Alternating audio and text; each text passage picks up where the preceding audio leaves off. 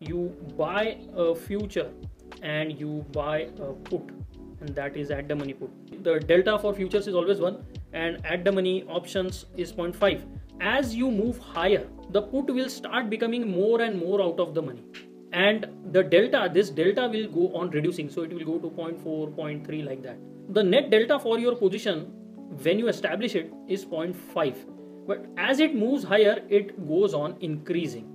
So as the market moves in your favor, it goes on increasing. But if the market moves against you, you can see that if this put becomes in the money, if the market falls, okay, it goes lower, this becomes more and more in the money, and this delta will increase 0.6, 0.7 like that. So as the market goes lower, your net delta, which started at 0.5, will start reducing to 0.6, 0.3 this way. So what will happen, you know, as the market goes lower, you will lose money at a slower rate, but as the market goes higher, you will make money at a faster rate. So it sounds very good on paper, but in real-time markets, managing this is a little difficult, and sometimes what people do is instead of one lot, they buy 2 lots, and in that case, it becomes a delta neutral kind of a position.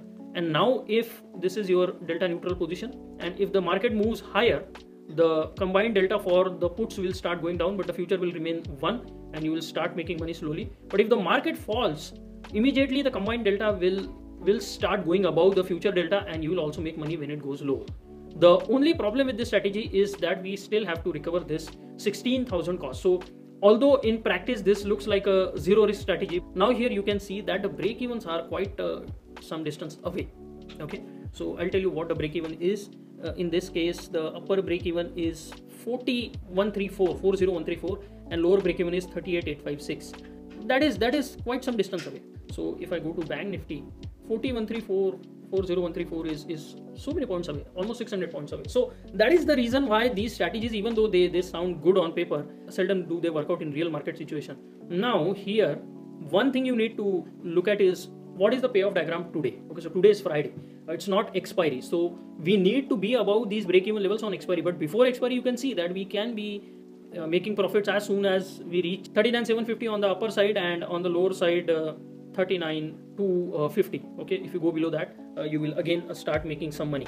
So the break-evens become closer, but as you move towards the expiry day, every day you go towards the expiry, you will see that it becomes closer to the actual final break-even. And that is the reason why I don't like these strategies, because if I don't get a move very quickly out of the markets, it can get a little problematic. So you have to be very careful when you're establishing such strategies. Trust me, you know, I don't want to brag here that I have done almost everything. I was such a fool that I thought that all these things have the power to change my trading results. Why I keep telling you this again and again is that since I have gone through all this and then reached a conclusion that okay, all these things are not going to help me one bit in my trading. There is no holy grail, there is no zero risk strategy. Please understand, the things that I actually say will help you are the only things that will help you ever in your trading. Okay, please trust me. Now you're talking about monthly expiry, fine, let us go to this chart. Let us not talk about 25 August because it's just technically a weekly expiry. So let us take next month's future, and that is sitting around 39,728, and yeah, the premium prices are 856. Now you just imagine what is happening here. 48,500 is the cost of those puts just for 2 lots. And what are the break-evens? 41,440 and 37,560. Let us go to the chart and try and plot those. Okay, so see, this is the range that you have to take, deal with. So first is this swing high. So we are practically going to that swing high. And second is below the last point of demand. If at all market comes lower, okay, and this is, I'm talking about a daily chart, very high time frame. This last point of demand is definitely going to create some issues. It won't let the market slide that easily. So if it manages to keep the market inside of this range on the upside and the downside till end of September, I don't think you will be able to make any money out of that position. Yes, that is obviously for the expiry. So by 2nd September you see some movement, or even take some more time. By 9th September you see some movement. You can see that the break even practically goes to the max break even. So unless like you are having movement in the next week or so, and that too is not very little, it's quite high, 40,800 to the upside and 38,100 to the downside. Unless you can get out of this big range, you won't make any money. So why is it so difficult to make money using this strategy? How will it benefit for someone who is taking the other side of your trade? You need to understand that. Like, you are trying to establish this position, you want to make money, good, but how will it benefit to the person who is selling you a future and the person who is selling you the options? Now let us flip this trade on its head. So instead of long future, I made it short future. Instead of long put, I made it short put. Now this is this is what the other person is seeing, okay, who is selling you a future and who is selling you those puts. He's seeing this. Now he's saying, okay, my God, this is such a big range. Okay, 1 month, fine. If at all it approaches any of the ends, I will see if I can hedge it. Okay, anyways, what are the references? Okay, here to the downside, we have a last point of demand, great. Here, okay, we have a swing high, great. So even if the market approaches any of these references, there will be some retaliation. And since this is delta neutral, even if it happens very, very quickly, okay, if it happens very, very quickly, in that case, the delta will take care of the opposite moves. The only thing that is against you and in favor of this person is the time decay. It is theta. Now what is happening is, if you are buying this, you want the markets to move, and that too very, very quickly. If they do not move quickly, this theta will kill you daily.